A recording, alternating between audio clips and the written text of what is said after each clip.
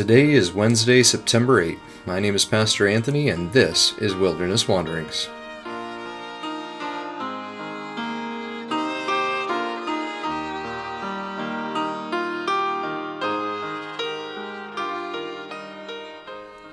Today our text comes from Proverbs 3. Trust in the Lord with all your heart, and lean not on your own understanding. In all your ways submit to Him, and He will make your paths straight. That's Proverbs 3, verses 5 through 6. Entering into this fall season with schools starting back up, an election on, and the Delta variant afoot, along with however many other things might be going on in your life, these words from Proverbs might seem quaint in the face of all that. Trust in the Lord. Submit your ways to Him. Let Him make your paths straight in this world. Yeah, right, you might think. If only you knew the paths I have to take to make it through a day in this world. The arrangements I've had to work out for daycare, school, work at home, flipping back and forth between in-person and at home, etc., etc. I can't just pray and hope it all works out. There are things that just won't wait. Things that need doing. Well, and that's right. There are things that need doing. And in the midst of those things, it's hard to live these verses out.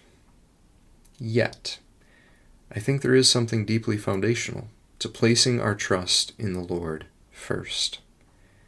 So I'd like to sketch it out as a triangle with equal sides. I hope you'll follow along. So picture a triangle, and let's walk around it. So starting at the peak of the triangle, the very top, this is the top corner, the top point, and there we see God as our Creator. Proverbs is constantly making references to God's act of creation. Read through all of chapter 3 if you have time, and you'll find statements like, "By wisdom the Lord laid the earth's foundations." So God is our Creator, sits at the top of the triangle. Then at the triangle's lower right corner sits God's provision. This is the creation itself, which carries with it the possibility of food, of shelter, of security, of beauty, of fun and play, of power, of wealth, of technology, of culture, of children, of life. So the line from God at the top of the triangle to this right-hand corner reminds us that all these bits and pieces of the creation that make up all of our provision is firstly a good gift from God. We find this theme elsewhere in Proverbs 3:2 in statements like, "Wisdom is a tree of life to those who take hold of her." That's an allusion to the Garden of Eden, the creation, in Genesis 2. So said differently for all of this, all of God's good and wise provision offers everything that's needed for life. That's the lower right-hand corner of the triangle. And then finally, the lower left-hand corner of the triangle. This corner is labeled trust.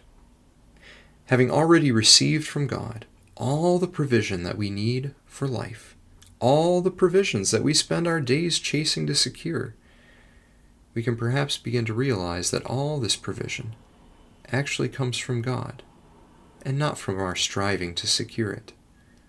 And that may just lead us back to our verse from today. Trust in the Lord. He knows what you need.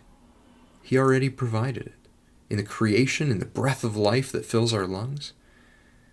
So look to Him with your trust.